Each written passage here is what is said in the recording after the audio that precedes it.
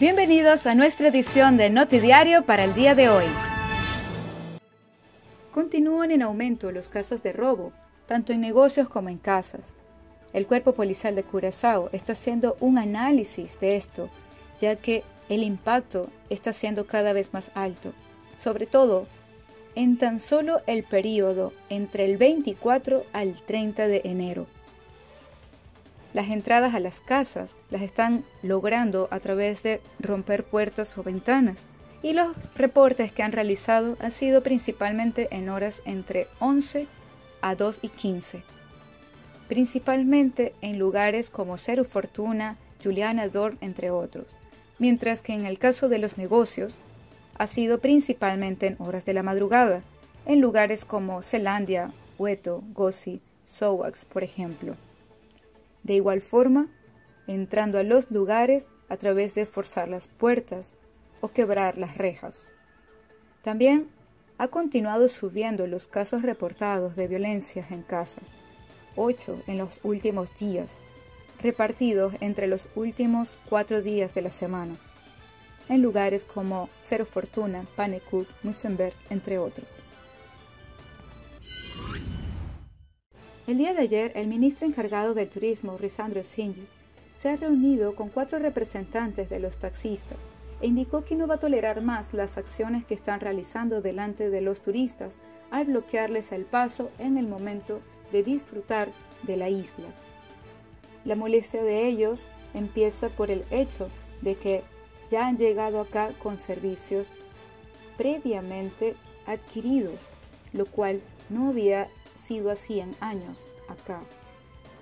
Este tipo de acciones las han ofrecido las agencias de viaje por temas del COVID, para su protección y para ofrecer seguridad, razón por lo cual el ministro ha indicado que la solución no está en trancar las vías o las calles, obstruyendo el paso para los turistas que han venido ya previamente pagando para disfrutar de este lugar, sino continuar en conversación para buscar soluciones oportunas para este tipo de casos.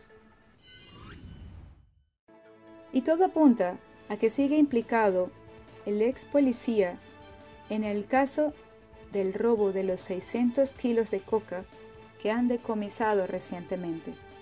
Ya con anterioridad había sido detenido, puesto en libertad, y ahora desde Holanda parece ser la cabecilla de este movimiento, el cual fue encontrado por un operativo en SDK en las pasadas fechas, recientemente en enero.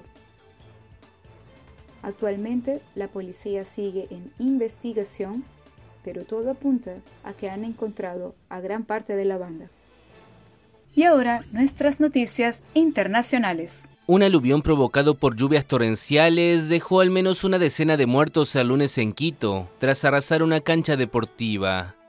Las autoridades de la capital ecuatoriana informaron que una treintena de personas sufrieron heridas y que había alrededor de una decena de desaparecidos.